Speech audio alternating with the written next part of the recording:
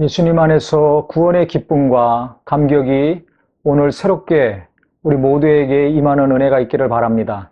오늘 말씀은 사도행전 2장 40절부터 41절까지의 말씀입니다.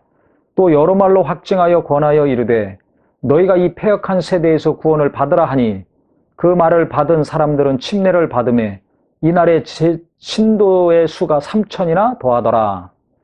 베드로가 지금까지 한 말씀 위에 더 다른 말씀으로 또 확실히 증명하며 권면했습니다.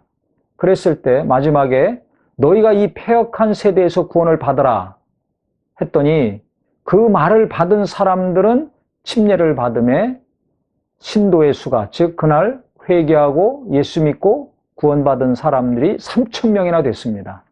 놀라운 일이 일어난 것입니다. 한 번 설교에 3천 명이 회개하고 돌아왔습니다. 이게 어떻게 사람의 힘과 능력으로 될 수 있겠습니까? 성령의 능력으로, 성령의 역사하심으로 이루어진 일이라고 밖에 말할 수가 없습니다.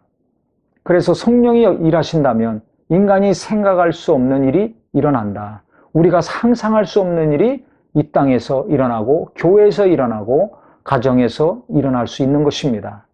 그래서 내 능력의 한계만 바라보고 낙심하지 말고 교회의 한계만 바라보고 비난하거나 정말 부정적으로만 생각하고 말하지 마시고 성령님을 더 인정하고 성령의 능력과 인도하심과 역사하심을 더 우리가 사모하고 간절히 기도한다면 하나님은 크신 일을 이루어 주실 것입니다.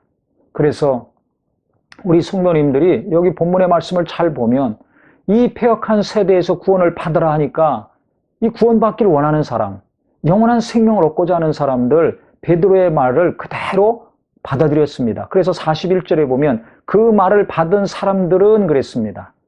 우리가 하나님의 말씀을 듣고 보고 읽을 때 마음의 태도가 어떻습니까? 말씀을 있는 그대로 받아들이는 복된 심령이 되기를 바랍니다. 따지고 계산하고 비난하고 하지 마시고 그 말을 받은 사람들이라 그랬습니다. 하나님 말씀을 그대로 받아들였을 때 목사님이 설교하는 말씀을 사람의 말이 아니라 하나님의 말씀으로 그대로 받아들였을 때 이 말씀은 믿는 자 속에서 역사하는 말씀입니다. 말씀을 받아들인 자는 그날 침례까지 받았습니다. 말씀을 받은 자는 즉시 무엇인가 변화가 일어나고 하나님이 함께 하시는 역사가 일어나는 것입니다. 그래서 오늘 말씀을 통해서 나는 성령에 대해서만 많이 알고 있는가? 아니면 실제 성령의 능력을 인정하고 의지하고 있는가?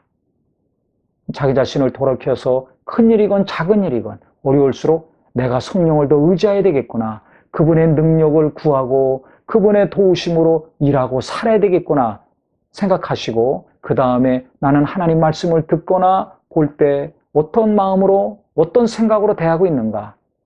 내 안에서 걸러서 받아들이고 있지 않는가?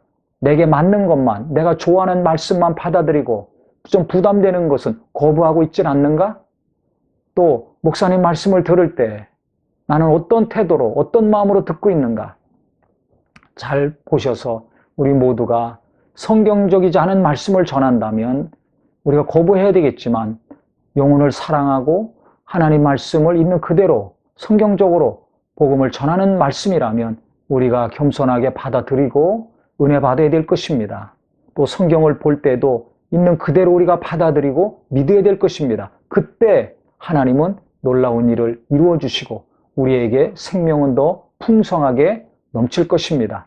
그래서 말씀을 통해서 항상 은혜 받는 심령이요 성령의 위로와 능력을 인정할 때마다 성령이 갑절로 더 역사하셔서 우리 삶이 이전보다 갈수록 더 풍요로워지고 하나님의 함께하심을 성령의 도우심으로 많이 체험하셔서 감사하는 삶, 정말 하나님께 영광 돌리는 복된 삶이 되기를 예수 이름으로 축원합니다.